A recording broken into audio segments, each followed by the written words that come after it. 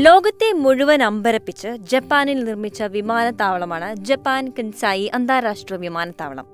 ലോകത്തെ അമ്പരപ്പിക്കാനുള്ള കാരണം എന്തെന്നാൽ ഈ വിമാനത്താവളം നിർമ്മിച്ചിരിക്കുന്നത് കടലിന് നടുവിലാണ്. അതിമനോഹരമാണ് ഈ കടലിൽ തീർത്തിരിക്കുന്ന വിമാനത്താവളം.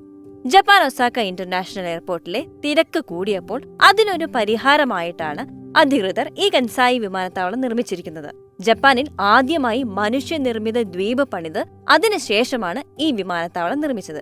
ശരിക്കും പറഞ്ഞാൽ വിമാനത്താവളം നിർമ്മിക്കാനായി ഒരു ദ്വീപ് തന്നെ പണിയുകയായിരുന്നു. എന്നാൽ കുറച്ചു വർഷങ്ങൾക്കുള്ളിൽ ഈ വിമാനത്താവളം മുങ്ങിപ്പോകുമോ എന്നാണ് ജപ്പാനിലും ലോകമെമ്പാടുമുള്ള ഒരാശങ്ക. ജപ്പാനിലെ ഗ്രേറ്റർ ഒസാക്ക ഏരിയയിലെ ഹോൺഷു തീരത്ത് ഒസാക്ക ബേയുടെ മധ്യത്തിലാണ് ഈ വിമാനത്താവളം സ്ഥിതി ചെയ്യുന്നത്.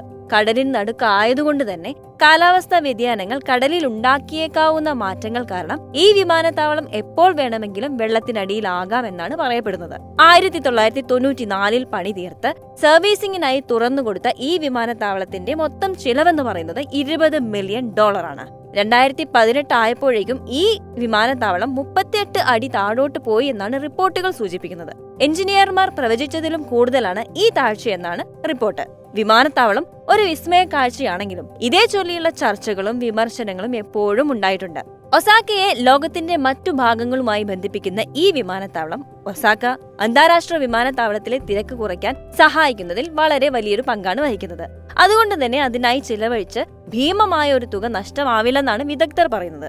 അതുപോലെ ഒരു 100 വർഷമെങ്കിലും വിമാനത്താവളം നിലനിൽക്കുമെന്ന് ഒരു കൂട്ടം വിദഗ്ധർ അഭിപ്രായപ്പെടുമ്പോൾ മറ്റു ചിലർ പറയുന്നത് 25 വർഷത്തിനുള്ളിൽ അത് അപ്രത്യക്ഷമായേക്കാം എന്ന് തന്നെയാണ്. ഡൊമസ്റ്റിക് ഇന്റർനാഷണൽ വിമാനങ്ങൾ സർവീസ് നടത്തുന്ന ഈ വിമാനത്താവളം വഴി ഓരോ വർഷവും 25 മില്യൺ യാത്രക്കാരെങ്കിലും സഞ്ചരിക്കുന്നുണ്ടെന്നാണ് കണക്കുകൾ സൂചിപ്പിക്കുന്നത്.